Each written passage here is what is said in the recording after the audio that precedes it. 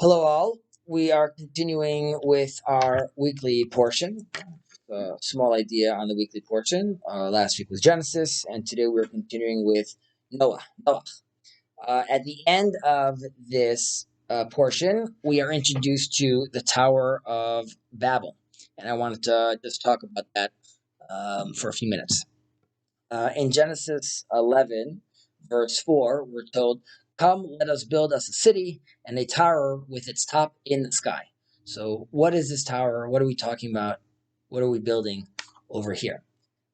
It's possible, according to some commentaries, Rashi specifically, that what's being done over here is humanity is trying to prevent the coming of another flood. And according to Rashi, at that time, there was a belief that occasionally the heavens open up and there's a collapse. And this is why we're building these pillars. What Rashi's also trying to say is that at that time, people saw that the heavens represent all the values of humanity, which humanity is expected to then realize on earth below.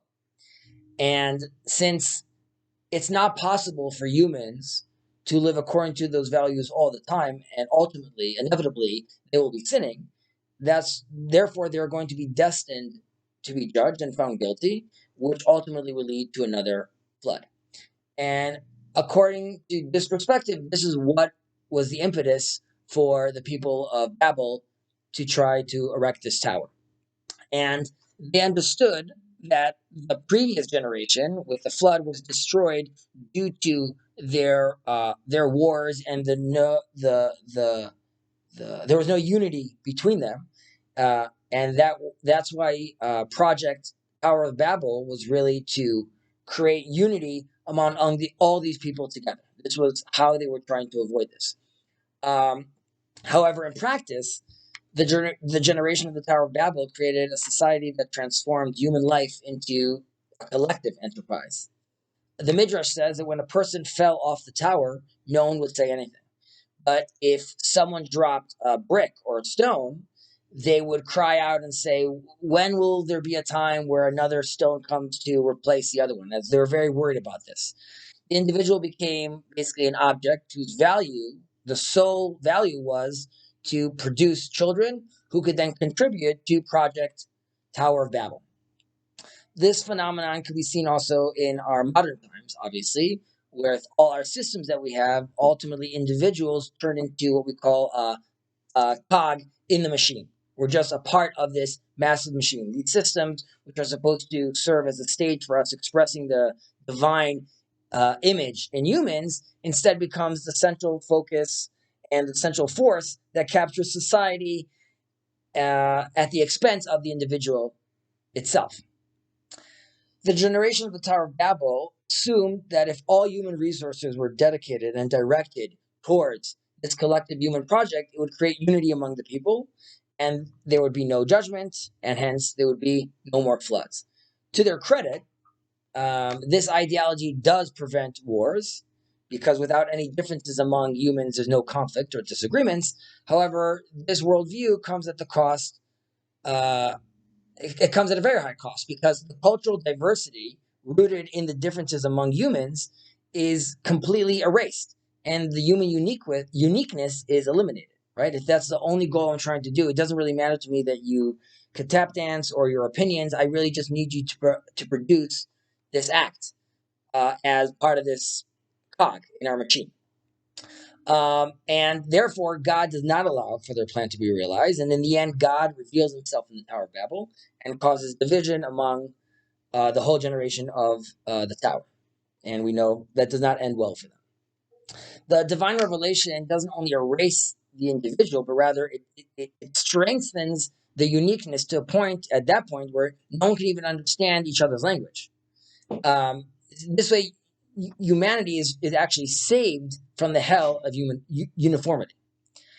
We should also mention at this portion that the Torah does hint for a second attempt for salvation with Ashur, because earlier on it mentions that Ashur departs from the land, and during Shinar he leaves. And Rashi explains that when Ashur, where Ashur is where Assyria comes from, Assyrians, he sees his sons are helping Nimrod build the tower, and he's not interested in this, and he leaves.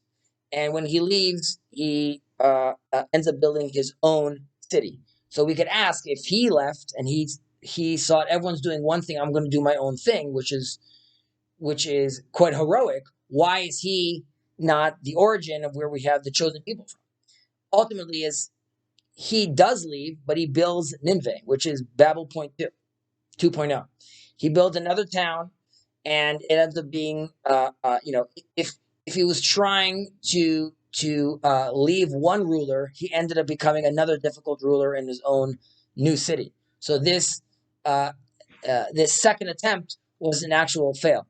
But with regards to God, we see that he doesn't stop there. To save humanity, both from the divisions that lead to war, or the unity that erases the divine image in humans, he introduces another identity through which nations can preserve the uniqueness and connect with each other without canceling out the other. This is why it said in the next portion that we're going to read, which we address to Abraham, father of the nations, and in you all the families of the earth shall be blessed. This also comes from the word bracha, yidbarchu becha kol mishpachot adama. Mavrich also comes from the word to graft, to build, to add on. And I should also mention over here that ultimately this is moving towards the words of the prophet, which relate to this portion from Zephaniah. For then I will make the peoples pure of speech, so they will invoke God by name and render service with one accord. So here we see again a sense of unity, but through multiplicity. So pure speech in Hebrew is safa brura. Earlier we had safa achat. In this portion, safa achat dvarim achadim. Here we have a safa brura, a clear speech, a pure speech. It doesn't mean they're all speaking the same language, but they're all understanding one another. So we have a unity, but it's all happening in different languages. And here it's mentioned in English in one accord, but shechem echad in Hebrew means on the back, as in multiple backs become one back. So it's this multiplicity becoming a unified foundation, invoking God's name in one accord. So with that, I wish you guys a Shabbat Shalom. And during these hard times, may all nations recognize the divine image in their people, in their families, in the other countries, and move towards a swift peace. Shabbat Shalom.